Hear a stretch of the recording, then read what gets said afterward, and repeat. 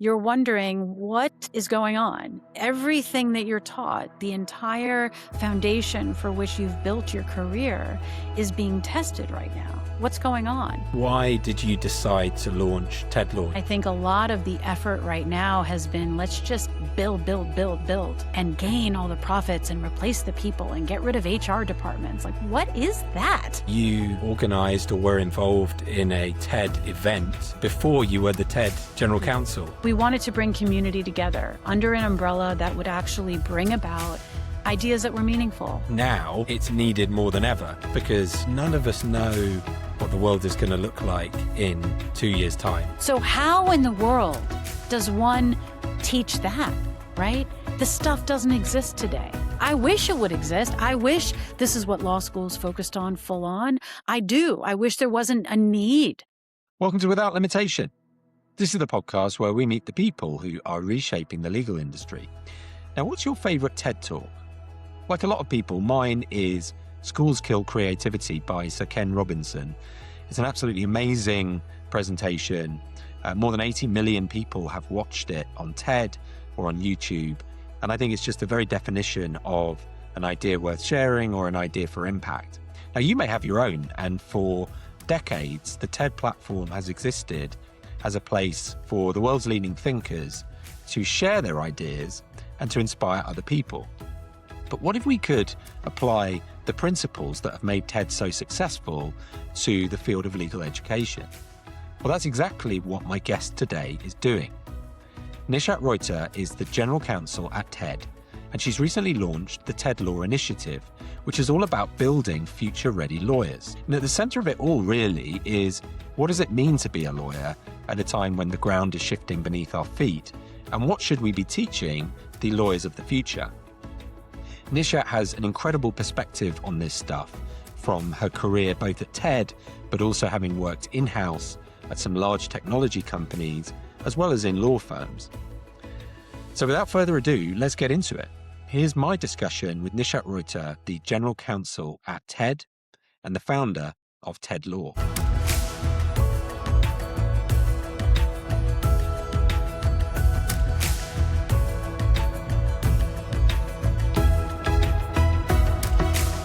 Nishat, welcome to the podcast. Thank you, Matt. So glad to be here. Well, I'm really excited you could join me, and I know it's been a busy time. I think it's just a few weeks since Vancouver and the latest TED conference. Have you had a chance to sort of come up for air after all that? Not necessarily, but the conference dynamic, that part being done is definitely a relief. It's wonderful to plan around having these 5 days of really intensive meetings and discussions and beautiful TED Talks being revealed to the world, and being in that environment. Even though I'm doing the back office legal review, it still feels as exciting and amazing as I think if I were an audience member, except I have like 10 more things I need to do every time I'm watching something.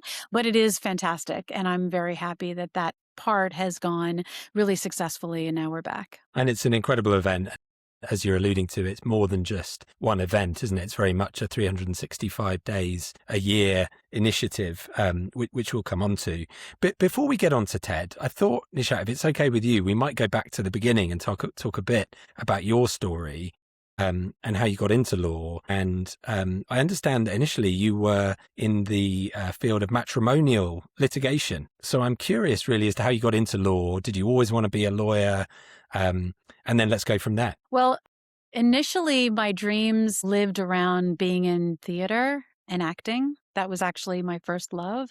And I acted in high school. I actually played the lead in Dracula, believe it or not. And it was really an exciting way to learn and empathize with characters. I was one of those method type of people who would really get in behind the scenes and really think about the character's development and their story. So if you ever want to know about Dracula's backstory, I'm happy to talk to you about it. I didn't see that on your LinkedIn profile, actually, Nishat. No, I did not include it. I did not include it. Didn't seem relevant for the LinkedIn audience. But, I think coming from that, I had some interesting discussions with the director at our high school. I grew up partially in Buffalo, New York, and the director said, if you want to pursue a career in acting, you're not white, you don't have blonde hair, you're not going to be easily picked up, so you may want to reconsider. And that was a really tough thing for me to hear because immediately you're told in a weird way that you don't fit in the box.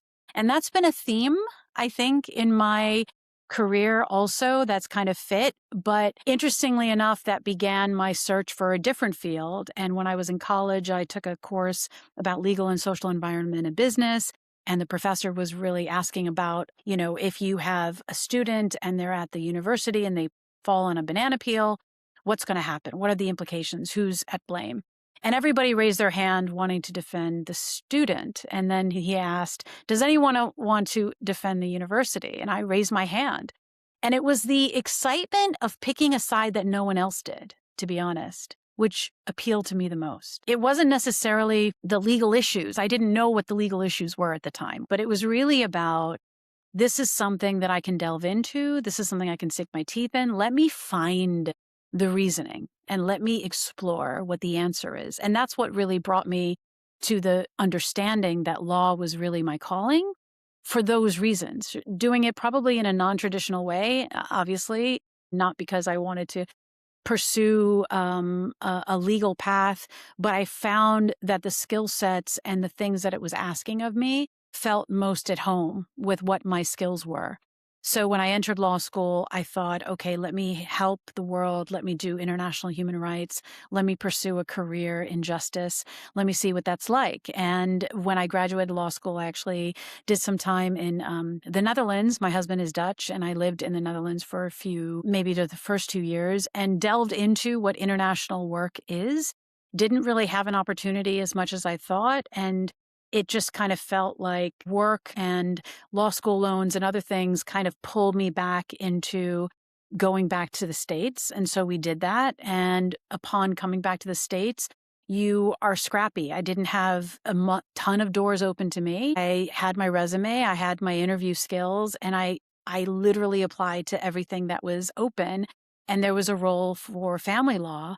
And that was something that I had some deep empathy for at the time and wanted to see what that was like. So I worked with an incredibly ethical, wonderful lawyer, sole practitioner, did that for 2.5 years, and realized that the practice of matrimonial litigation, particularly in Brooklyn, New York, is actually not in a vacuum. You have to deal with the volume of cases. You have to deal with the pressures and the tension of what you're dealing with in Brooklyn. And at the time, the judge had 120 cases on their docket. They only have 2 minutes to hear your case, and that's it. And so if the judge is in a bad mood, if there are issues, you don't have the opportunity to truly argue the facts, the case law, the issues.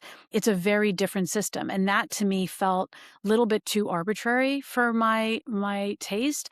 And I wanted to pursue, again, something that was more aligned to work that I felt that I didn't have to give up someone's custody or their support for their life or, their marital situation, which was very full of tension. And so then I decided, let me go back into what I started, which was in the Netherlands. I had worked at a Dutch law firm and I had done some IP work. And so I got back into IP. And I applied for a contracts manager position. And at the time, it was one of the first .com ages and the boom where everything was happening. And I did some research and I went to literally Barnes and Nobles to discover, what do you need to do to be a contract manager in software? And I looked up all of this stuff. I read up on it and I created a portfolio. And my portfolio was literally a 3-ring binder with every contract you could imagine in software licensing, because I wanted to practice. I wanted to understand what it was. So when I went to the interview and they said, well, actually, what we're really looking for is someone who has templates. I'm like, you want templates? Look what I could show you. And they're like, great, you're hired. And I said, well, since I'll be the sole legal person, I should be general counsel, right? Because forget about contracts manager. So that started my career in a .com very quick. But then I began a career in intellectual property, licensing, contract work, transactional work. And I kind of built it from there. And that's kind of what started the trajectory. It's so interesting on several levels. I mean, first of all, the whole Dracula thing, I'm reminded, I think the E in TED is entertainment. Am I right? Yes, it is. we'll probably come on to that, because I know a lot of the stuff you're doing around TED Law is quite experiential. Yes. So I wonder if there's an element of that theatrical background in everything that you've done since. Also, I think the Barnes and Noble piece is interesting because obviously at the time we didn't have the ability to go ask Claude or ChatGPT, how do I be an IP lawyer? You had to Yes. go read books. And again, obviously TED Law itself is a platform for educating future lawyers. But of course, the world was very different back then, and the avenues to learn were very much different. Let's talk about the journey from there to TED then. So I think I read that you organized or were involved in a TED event before you were the TED General Counsel. Yes.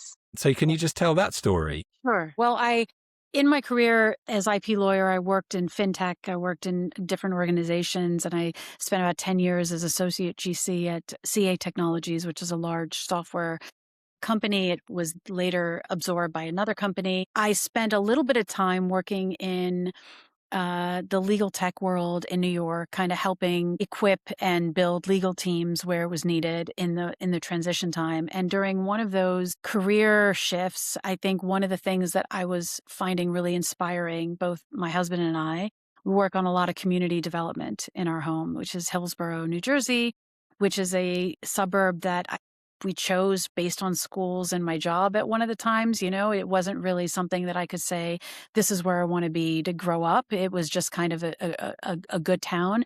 And one of the things that I noticed in our community is that not a lot of people were surfacing ideas that were as meaningful as I thought, or we thought were important, because the social fabric of a town is really important. And when you look at diversity, when you look at people around your environment, and you look at people who are marginalized, which is something that I relate to, which is something, my husband is Dutch, so he has a different experience, but certainly we come from a perspective that, we try to look at ourselves as global citizens, especially when you have a interesting marriage where you have two very, very different cultures, from the Dutch and Pakistani.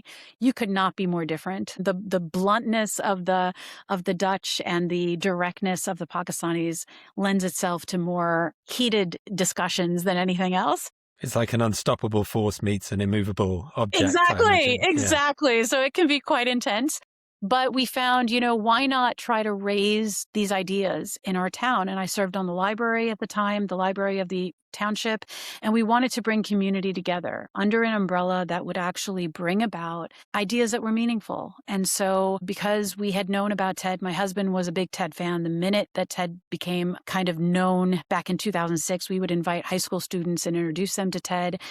We talked a lot about it. And so we thought, why not do a TEDx in our environment on behalf of the library to bring community members together and surface ideas that were important to the community. So that's basically what we did. And when you do a TEDx, when you conduct a TEDx, you have to really, you're digging into learning not only about the process of what a TEDx requires, but you also learn about things that you don't really think about that often, about the community, about what does it take to actually do a meaningful TED Talk? What does it mean to get speakers involved? How do you deal with the talks, the IP? How do you bring them together and really bring together an event? So all of those interesting concepts, it was like 6 months of my life, and it was one of the most rewarding experiences. And I had done that not even knowing that I would apply to TED or even have an opportunity. It was just one of the most rewarding experiences that I had. And one of the things that it gave me was truly an understanding of TED's brand and the mission, and what it meant to unfold that mission into a local community. And that was a really rewarding experience for a lot of reasons. So that was kind of how that kind of started. Amazing story. And obviously you went from doing that to presumably applying for a job at TED. So can you just help to join those dots? Obviously you were, as you say, you were a TED fan. Yes. You'd run a TEDx. So you knew what the organization did. Yes. From there, was it, okay, I've done one of these, I want to be the lawyer who runs these globally, or was there sort of a gap after that? There was a very interesting intersection of events that I would say only happens in a scenario that you would do like a Christopher Nolan film. It's like one of those things where everything's intersect at the right moment. And at the time, I had just gotten a new job in New Jersey because I was sick of commuting into the city and my kids were in high school. And so my plan was actually to bring down the volume of my work and to be more at home and be more present. And one of my girlfriends, who was actually the video and director of TED Talks here, she had run and started at TED only a few months prior. Her and I were talking on the phone, and I told her about this new role that I got. And the role was doing deputy GC work at a company and managing their IP, kind of looking at their brand and really helping. She said, "Wait, what? Intellectual property? Is that what you focus on?" And I was like, "Yeah, this is what I do." So she said at the time, TED didn't have an in-house legal team or an in-house legal representative. They had farmed some things out to outside law firms, but she knew that the publication of talks was very scrutinized and complicated when you don't know the insights of what requires for IP infringement, for defamation, for privacy rights, for everything involved. So, she basically asked me, and she had come from a TV background and movies and different things. So she had that understanding. So she said, "Would you ever be interested in coming here?" And I said, "Well, of course, of course. But bad news, I just got a job and I'm starting in 3 weeks. So there's no way. I'm sorry."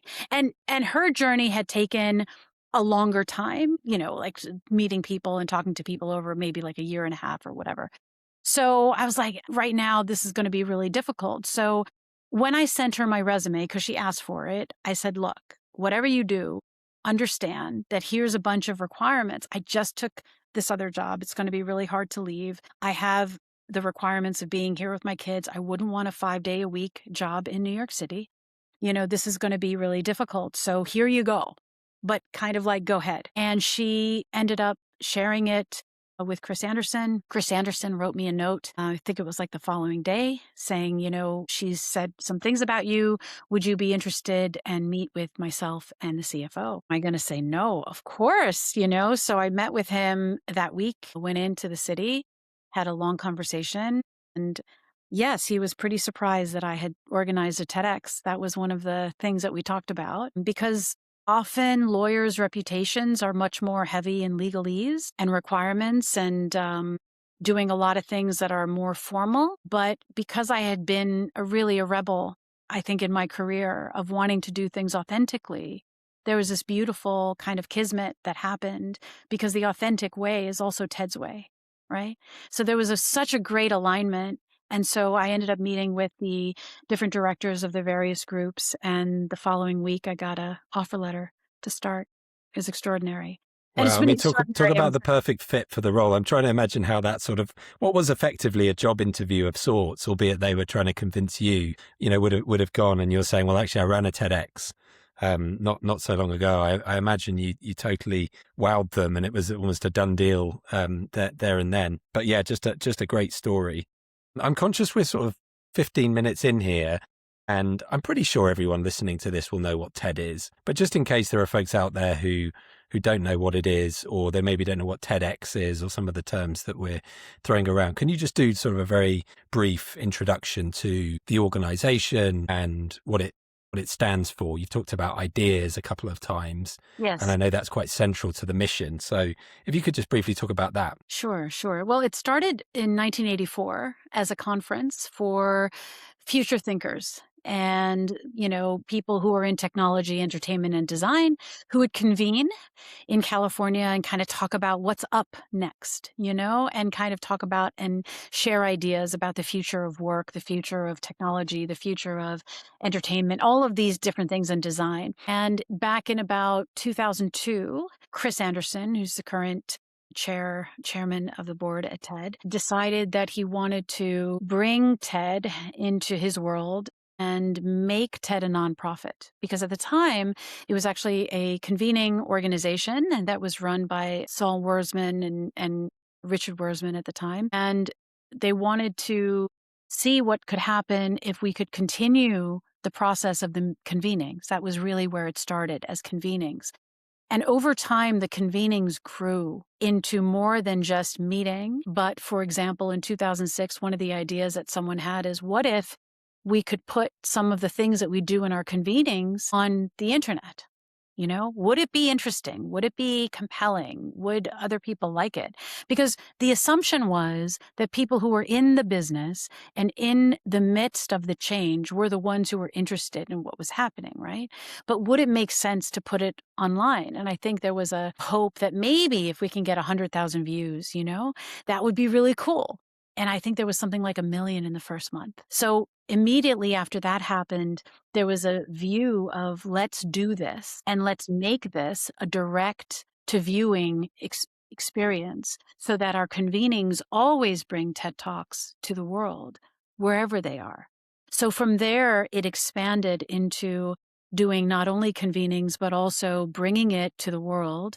So you need a certain level of camera work and video work and production work and all of these things. The conferences were already happening, but then there's this other external way of bringing this to the world that you have to kind of support and build. Everything from building a theater to making it really atmospheric and helpful to cultivating the right video cadence and making sure that we knew what would be meaningful for the audience. Also building translators, also making sure that people would have that perspective. And then along the way, the organization kind of grew in many different ways. One of them was an idea in 2010, can we bring convenings to localities that would like to surface ideas? Because we do it here. What would it be like if we would give it away? And that's a scary concept. Should we give it away? Right? Should we actually charge people to do this? But the idea was no, TED is really there to share ideas at the time worth spreading. So let's enable people with a free license to do a TEDx.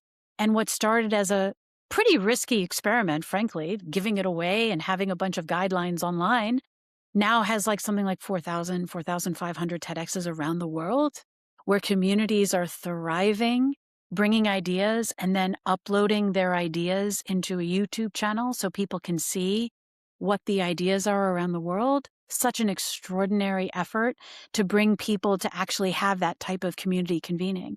We also have, right now, we have a TED audio podcast, right? So we bring ideas into audio form. We have short videos. We have one of our extraordinary people at TED, Logan Smalley, who runs TED Ed, which is an effort to bring ideas to students. So not only do we do this by enabling convenings and clubs across the world for students to learn how to public speak, to learn how to put their ideas into a meaningful presentation, to give them the courage and the ability to really think about what they want to do to serve the world and how do they want to improve it.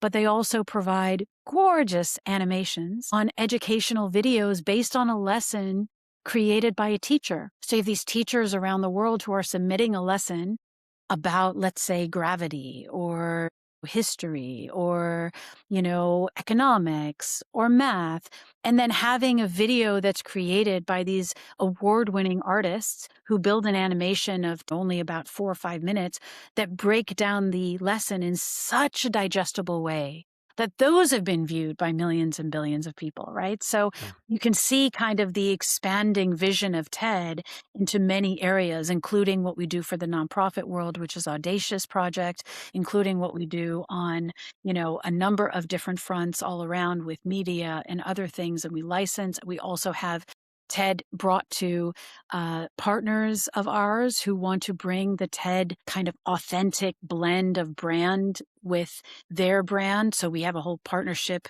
team where we build this out with organizations. And we also have an education arm where we kind of build this out for cultures at work. How do you pair TED Talks with a meaningful discussion so your workplace can change and your workplace can kind of grow? So this is kind of where, TED has expanded so many ways. And we have a very small legal team, by the way, only a few of us, kind of maintaining this global entity in a way that hopefully still is true to its brand in an authentic way, but also recognizes the global reach, including the, IP and the branding and everything else that we have to do. Yeah, I mean, just to unpack some of that, I think it's interesting. You talk about education there. I think I'm right that some of the most watched TED Talks of all time are in the world of education, right? I think, isn't it Sir Ken Robinson is certainly last time I checked, is Yes, the most watched TED Talk of all time. And it's just, for anybody on the planet who hasn't seen that and is listening to this, I think it's probably the best example of public speaking ever, right? Like, it's just absolutely incredible speech about how schools kill creativity. that's right. But it's been central to the mission, obviously. And the other thing I think that's interesting there is obviously the T, the E, and the D. You know, it's almost like from the very beginning, TED was multidisciplinary by Yes, design, yes. technology, entertainment, design. And the bit that's probably interesting about it is the intersection of all those things. But it also, I think, is a good segue into what we'll talk about later, which is how do we enable the lawyers of the future to be a little bit more multidisciplinary, a little bit more full stack or T-shaped in what they do. So I can see the strong alignment there.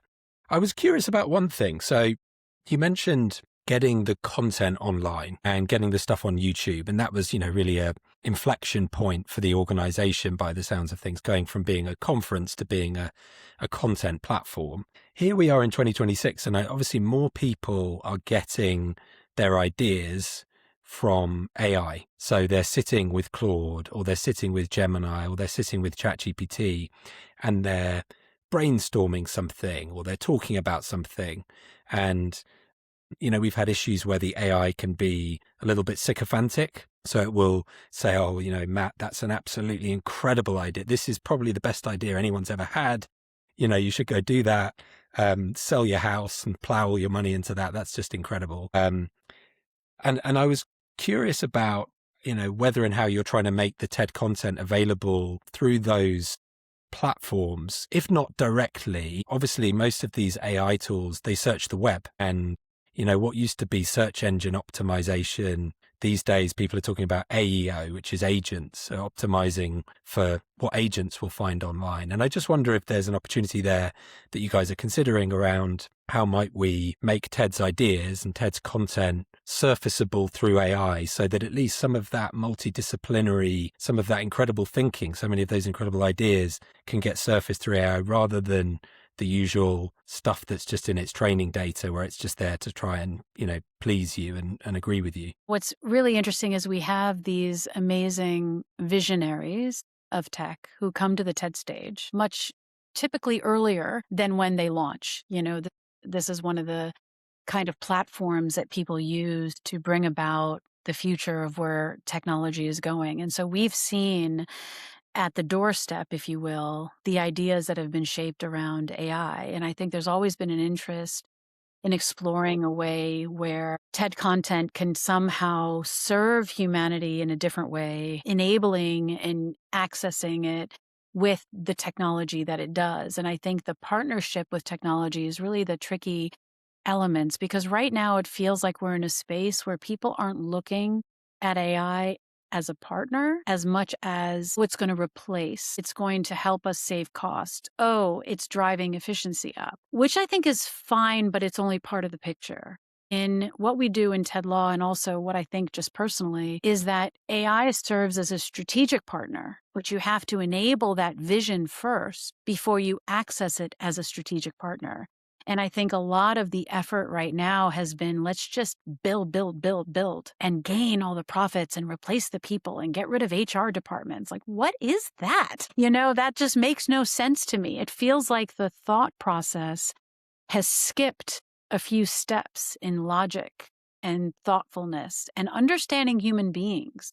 Actually, I would say more complex and have a beautiful OS system that we can't even understand, let alone wanting to replace. So I think some of the chatter out there is a little bit short-sighted, but I would hope, and I think we are open to working with partners to explore whether there would be an interesting, dynamic way to serve this, not as a replacement, but as something to be used in a meaningful way. So that hasn't been fully fleshed out yet, but we're having discussions with many partners now and kind of exploring what we can do. And it's not clear yet, I think, to a lot of companies what their end game is. And I think their vision keeps on changing almost by the week based on different efforts. And probably as much as I do that so many AI projects, I think around 60, 70% of them fail because they're not encompassing a fuller examination of the other factors involved because they're so quick to go. And we've seen this in different surges, when we had the bubble, both you know, in the world of the 90s, I was GC of a .com. No one knew how to do anything, and yet everyone feigned that they knew how to do it. And then that kind of buzzed away, right? So you see these surges of people are like, now we're in it. So I think we're in the storm, but I don't think we've come away with enough understanding of how to use it in the most meaningful way. By the way, one of the things that's really inspiring to me is the AI for Humanity planning discussion that the UN has done. There's this beautiful composite information where they came together with scientists from all over the world and created this is what we think we should do with AI. And it was published in 2024, and it's hardly kind of known or reviewed or talked about, but it actually contains a lot of great ways to improve education, to improve science, to improve pharmacy, to improve access to health, a whole bunch of things that could actually happen. That's where I think AI, TED Talks, ideas, that's where we should be headed, really. And if we go there, I think TED absolutely could play a major part of that. But that has to be the vision first, right? Yeah. And you're right, we are in the middle of the storm. And you're also right that too much of the narrative right now is about replacement rather than augmentation. And just in the last week, there have been at least 2 or 3 examples of usually industry folks like Eric Schmidt from Google, and someone else at a commencement speech getting booed by the students when they stand up there and talk about AI. And I have some sympathy with the students who are booing because, so much of the narrative, you have some of the senior leaders of technology organizations saying all white collar jobs are going to be automated in 18 months. We're going to have a country of geniuses in a data center. It mustn't feel very empowering to the next generation. It's like, the future's already been written and there's nothing really that you can do about it. It's going to be done to you. But I think you're absolutely right. It's here. It's going to happen. There's no going back now. But how do we change the narrative so that it's about unleashing human creativity and augmenting humans rather than necessarily replacing them? So that's a good segue then into, let's talk about TED Law. So this is your project that you've built and are driving. What is it? Why did you decide to launch TED Law? You've got a lot going on already, Nishat, with the day-to-day work at TED. Yes, I know. So why launch TED Law on top of all of that? It was another, I suppose, the intersection of many things happening at once. Again, that kind of theme, I think, in my life has been very clear that there was organically, it really happened organically, not intentionally. It happened from a series of events, starting with the overturning of some serious precedent in the United States, Roe v. Wade being overturned, and some other major legal issues happening where people would start talking about legal rule of law in the United States and talking about the questions that were being raised and why and how and what do we do and how do we oppose and how do we build. And because I am speaking to a lot of general counsels and in a lot of circles where people are talking about leadership, it was really interesting to hear in those circles talking about the issues that we felt and dealt with were really disconcerting to a lot of people, because we all know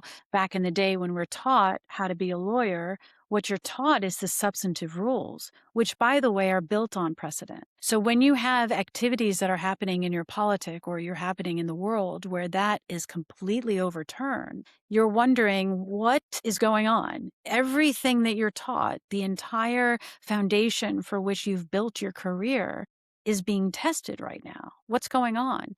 And so as we would have conversations about this, one of the things that stuck in my mind was my rebellious nature. And I was also a rebel in law school. And one of the things I often did at law school was stay after class. And the reason I did that is because people would talk about the issue in class and we would talk about the facts and the opinion and what the judge would say. But I wanted to understand why. I wanted to sit back and say, why did the judge make this decision? Why did the Supreme Court argue this? What was going on in the community? What was happening in the world? Why did they do this? And I remember a top student in my class asked the professor, because they like to stay after as well, right? So I was like, in good company. And she said, Professor, are we going to be tested on this? And immediately the professor said, no, no, no, no, no. This is just context. So she walked out. And I remember thinking, okay, I feel a little bit like I'm again out of the box. I'm asking a question. I'm excited about it and I want to know why. And I felt like, and when I spoke to people in GC roles, leadership roles, partners roles, it felt like the very skills and the requirements that we were being tasked with as lawyers in our field were not the skills we learned in law school. We were taught to do things at it was like an echo chamber. Do what you read, reveal what you read, and advocate what you read. Don't really think about your own opinions. Your own opinions are irrelevant. And that was always a dissonance for me because I felt like, what are we bringing? What is their value? How is it that we come to this as lawyers and we're just advocating what our client says? I understand that as a topic, but when you're in leadership roles and you have to face your client, whether you're in-house or otherwise, often you're dealt with a number of moral questions, crisis issues, compliance issues, rule-breaking issues, where you have to step up. You can't just say, I'll do whatever you want. You actually have to push back sometimes. And that is often much of what's discussed among GCs and among leaders in the field. They talk about how hard it is and what the issues were that burned us many times to get us to the roles that we are. And often, much more often than not, what I found were the leaders in their roles became leaders not because they could just run off all the substantive law, but because they had critical thinking. They understood their values. They understood their professional identity. They knew how to represent a fictional entity, but also be an advocate.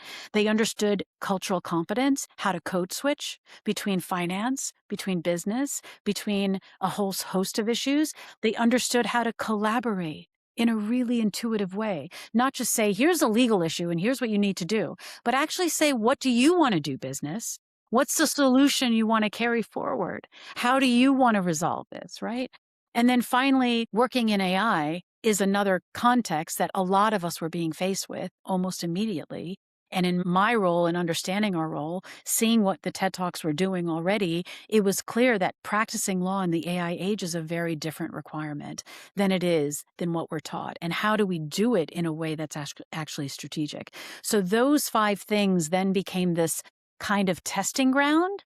And we asked people, we surveyed law schools, we surveyed GCs, we surveyed managing partners, we surveyed law students, we surveyed people all around the world because really TED is a global platform. So we can't just hone in on what the Americans are saying or what the East Coasters say or what the West, we have to grab a whole, slice of what everyone is doing. So we opened up our surveys, we had discussions, we have advisory councils, and we learned that many of the things that we thought were actually issues are in fact issues, and they actually make a difference. And so when we looked into the ABA rules, American Bar Association has requirements for law schools to train, we noticed that they were actually changing regulations in 2022, 24, 26, changing regulations about understanding your professional identity in a better way, in a more meaningful way, understanding how to deal with clients in a more meaningful way, understanding how to be culturally competent, right? Knowing that you're going to be dealing with a host of different people. How do you interface with them? So interestingly enough, when we looked at the regulatory environment that we're living in and we saw, hey, wow, those gaps that we see here are the same things that we do there. That's interesting.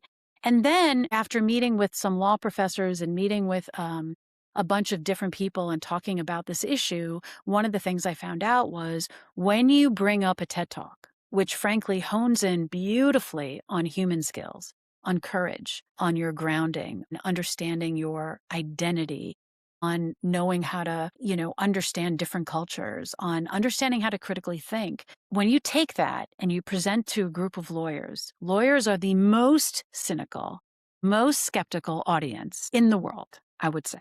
I have spoken at many a place. And whilst people come up to me afterwards say, oh, you talk so cool. It was so cool. When I'm looking out at the audience, do you know what I see? Like that skepticism. Really? What are you saying? Is this really valuable? It's not like a TED audience. When you go into a TED conference, you see people like, let me absorb what you're saying and let me learn. Lawyers don't want to necessarily learn. They're not exactly curious. They come with a little bit of arrogance often. So part of the trick is how do you get lawyers to reflect about these things in a meaningful way? Not by rules and not by presentations that are typical of legal presentations. If you go to any typical CLE, you're sitting in a room and there's a bunch of lawyers reading off a screen of 10 font, right? Don't get me started on law firm PowerPoint It's decks. punched up, right? And they go through the rules, and at the end of it, they have 30 seconds for questions, right? So just enough to say that we have questions, but here, take the materials, take the slide decks, take everything, so we can check off that you've gotten credit. What I think is needed, based on my time at TED, being here for 10 years, and seeing the transformation, and seeing how ideas make such a difference, is to bring the materials that we want, but couple it with something inspiring, to open up the hearts and minds. Because when people are watching a TED Talk, no matter how convincing the speaker in front of them is, somehow they get transported into where the speaker is. And they're impacted to such an extent that when I've talked to law professors and asked them what they would do different about their class, I show them a TED Talk first. Immediately the answers are creative and visionary and interesting and compelling, because lawyers are probably also some of the smartest people, because we have to train ourselves with a rigor that's quite unlike many other areas of scholarship. So we have the brain capacity. We just haven't made it or used it in a way that I think serves our own internal identity enough, right? And by the way, lawyers tend to be 4x in suicide ideation compared to other professions, more in alcohol abuse, more in drug abuse. It's a problem. And what we also found in some research, and this is recent research, that lawyers are not pleased because of prestige and rank and power. Actually, they find the most pleasure from being autonomous, relationship, like finding a relatedness into the work, and meaning. So how in the world does one teach that, right? The stuff doesn't exist today. I wish it would exist. I wish this is what law school's focused on full on. I do. I wish there wasn't a need for this. But what I suspect and what I think is the reason why our rules have been overturned so quickly, and why things have been politicized in such a negative way, and why you see lawmakers, who many of them are lawyers, twist their role as being a representative to being quite self-serving, is because we lost a little bit of our moral compass and we lost a little bit of our direction. So if these inspiring talks can spark the curiosity just enough to open up the legal discussion so that lawyers can talk to lawyers about what it is that they came to this profession for, why they felt inspired, what it means to do critical thinking, what is a case study that would be meaningful. Let's actually talk about current issues today, what it means to work in AI. How do you do it in a meaningful way? What does it actually look like? What does it mean to work with ethics? And what are the case studies that can help you get there? That's really the 16 to 18 hours of TED Law curriculum. That's what it's based on. But all of them have a piece of that inspiration to kind of bring it together and to make sure that we have the glue that really helps the environment in being as rich as possible for that thought process to happen. Yeah, I mean, it strikes me that something like that has actually always been needed. You know, to your point, I could spend an hour on law firm PowerPoint slides alone, and just the fact that, for example, it's physically impossible to read and listen at the same time. And yet every PowerPoint deck, and this is unfair, there are law firms who do this better than others. The general trend always has been, let's cram as much information as we can. Let's think about what I, as the lawyer, want to convey, not what the audience necessarily wants or needs to hear. That's always been a problem. And it strikes me also that now it's needed more than ever, because none of us know what the world is going to look like in 2 years' time. I mean, that's also always been the case, but I'd like to remind people it's only been, I think it's 3 years since ChatGPT came out. Suddenly we're all AI experts and talking about agentic AI as if, we've always been doing it our whole lives.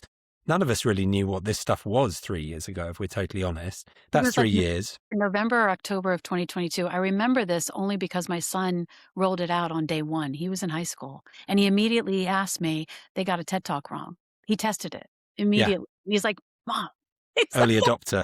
guess Early what? adopter. I was like, okay, okay. So it was really interesting to kind of see the progress and what's happened over time. You're Exactly, right. and it's exponential. And so none of us know what the world's going to look like in 2 or 3 years' time. So what do you teach when you don't know what the world is going to look like? I guess what you're saying is you have to teach the more foundational things. You can't. Sure, you've got to know the rules as they are now. You've got to know the law, but the law in 3 years is going to look nothing like the law today. None of us really know how to regulate AI or what capabilities will exist. So we can't teach all of that. We don't necessarily know what jobs will look like. I think you and I are both on the same page that we're hopeful about a world where there are as many, if not more, jobs. But I think we can safely say there'll be different That's jobs right. to the ones that are now. So we don't know what the jobs will look like. So I guess what you're saying is we teach those more foundational things like collaboration, teamwork, creativity, multidisciplinary thinking, and that provides the foundation upon which any future career can run. That provides sort of the baseline for whatever the world looks like in 3 years from now. Those things are going to be central to it. Part of what we're looking at is, when you look at the requirements, and there's a book I'm reading now about moral courage and moral imagination. It's a manifesto written by Jacqueline Novogratz, and she talks often about how do you implement moral imagination to your industry? How do you do it? And this was a big inspiration for me to pursue this, because this work is something that I've done kind of after hours, really building and thinking about it. And after my kids went away to college, that was really helpful because I had some more room to think. But I think it's a little bit more than that. I think it's actually really examining the role of lawyers and what they're supposed to do in society and elevating that role to a more deeper perspective so that we can reach our best potential, not just a potential, but actually understand our true calling and try to lean in to it. Because what I suspect is that many people didn't go to law school expecting to have golden handcuffs right out the gate and believe that they have to pay off their loans or that they have to make a lot of money because they want to be able to do what they want to do. I don't think that's why people got into this field in the first place. Maybe a few of them did. But I think moreover, the story is they got away from them. If you think about law school as a beginning part of your chapters in your legal journey, think about what made you write that essay. Like in the United States, often there's a requirement of writing an essay of how you got in and why. And I'll tell you what, it's not about making money. It's about how do you serve justice? How do you believe that you'll use this career to do something? And yet the law schools, once they get you in, they don't ask you about that ever again. There's something missing there. There's a big part that's missing. And I think that that's a shame. And I think that if society is going to have the building structures that we need to thrive in an AI age, we need lawyers who understand not only the rules, but what the capacities of human beings are. And if they don't feel it themselves, how in the world are they going to build a structure for it? Yep. Right. So that's So really inevitably we're gonna run out of time, and I knew this would happen because there's just so much to cover, and I feel like I need one of those TED countdown clocks, for the how many seconds you have left. But just a few quick questions, I guess, to finish up, Nishat, if I may. In terms of TED Law, how specifically can someone listening to this get involved? So there'll be folks listening from law firms. There'll be folks listening from in-house teams, legal technology companies, education. How can they get involved in TED Law? Yes. So a couple of ways. One, if you go to TED.com/law, you will see a little bit of the overview of what TED Law is. And there is a legal newsletter that you can sign up with and get some news on what we're doing, what we're up to. We are in incubator stage, meaning we are building it and we are rolling it out in ways that we feel are strategically smart. So we're partnered with, for example, ACC Foundation, and they are the nonprofit arm of ACC, which is Association for Corporate Counsel, to bring in-house lawyers this learning and training through them. So they are helping us do this. So you can contact foundation@acc.org and ask them, hey, can we get the training in our in-house team? That is absolutely something we can do. We're also working with the American Bar Association. So in July, we're going to be there in person providing a training to a number of law firms and law schools in Chicago, something that's going to go up and offered soon. So if people are in that area, they can certainly access it. But we are around. We would love to explore where this goes. Part of it is really understanding how to do this training in a meaningful way so it gets the most use. We've been talking to the NCSC, which is really an interesting organization, National Center for State Courts. They are basically an overview function representing state courts from across the country. Very interested in this because they find that practice readiness as a legal skill is very important for lawyers. And after their study that they did, it was an 18-month study, quite comprehensive. They interviewed 4,000 judges, 2,000 lawyers, and 600 law students. They found that there's a gap in practice today. So they would like TED Law to be maybe a practice requirement for lawyers across the states. Very exciting, very interesting. But we're exploring, we're open, we're looking at it, but people can definitely get involved. We would love to hear from people. We actually have some surveys. If you go to my LinkedIn, there's a few things that we're posting to get people's input. And one thing I want to mention, we're not building this in a vacuum. We have 4 functioning advisory councils full of lawyers from different countries, from GCs, from law professors who are working with us to build this, because what we realize is we need to build this with community. This is not just my thoughts. It has to be built because we believe that everybody is an agent of change. And if you ask a lawyer anywhere in the street, what do you think could improve? What's a lesson you wish you would have learned? I'll bet you anything that they'll have something to say.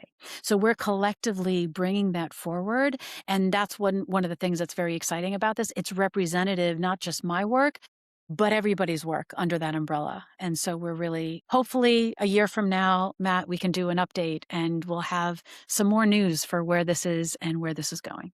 Yeah. And how big would you like this thing to get? You know, obviously the legal world is a big world. It's a $1 trillion industry. There are tens of thousands, hundreds of thousands or more law firms. I don't know how many million lawyers there are in the world, probably in the millions. How big would you like this thing to get? I mean, I want the impact. I want lawyers around the world, everywhere, to feel that they understand their professional values and identity, to understand critical thinking so they can help in their work, to know how to be culturally competent, to actually intuitively collaborate when they need to, and to understand how to work effectively with AI. I want that of all lawyers. Whether they get it from TED Law is their choice, is their option, but I really, really want the impact of this change to happen so that we can be more meaningful, so that we can make a difference, so that we can come back to maybe what we're about. And you know the Shakespeare quote, "Kill all the lawyers"? That was originally not meant as a joke. It was meant to get rid of the ability for people to serve for justice. And it was the question of the irony of if you get rid of all the lawyers, you don't have a way to address injustice. Well, really, now the way people think about it is a very different concept, right? Get rid of those people. So if we could change society's view of what lawyers are and how they serve, that would be the dream. Yeah. Last question, Nishat. I've got to ask you. I mean, I hesitate to ask because this is a bit like saying which is your favorite child, but favorite TED Talk? Well, the one you brought up by Sir Ken Robinson is one of my absolute favorites. I was so moved by his ability to kind of take the world of education and give a completely different perspective and really make us question our ability to learn and educate ourselves from a completely different perspective. And it was just so amazing. We showed it to everybody. And also Hans Rosling on population and understanding science, just a number of different talks that are really some of my favorite. But I think I go through this dynamic where I go to every TED event and I find 10 talks that I fall in love with. And so they're all in my category, but those are some of the ones that I can immediately say and call to mind. Yeah. Well, we're out of time, but just to say thank you so much for your time, Nishat. It's been great chatting with you. I've learned a lot. I'm sure the folks listening will have as well, and we'll find this quite inspiring. I would encourage everybody listening to go to ted.com/law, reach out, figure out how you can get involved, whether you're from a law school, a law firm, an in-house team. I think there's something there for everybody. And congratulations on all that you're doing, Nishat, and all that you've done. And can't wait to regroup in a year from now and hear about the impact that that TED Law has already had. Thank But you. for now, thanks so much for your time. Thank you so much. It was really a pleasure. Thank you.